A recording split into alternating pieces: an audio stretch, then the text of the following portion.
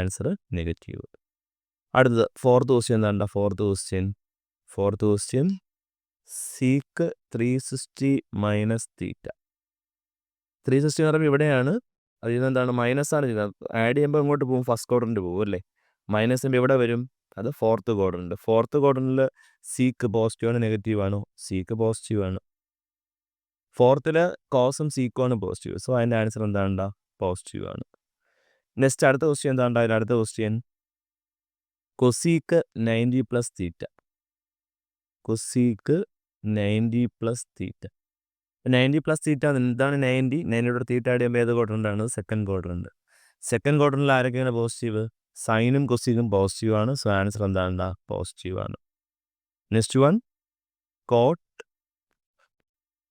1080 plus theta. നല്ലൊരു question ആണത്.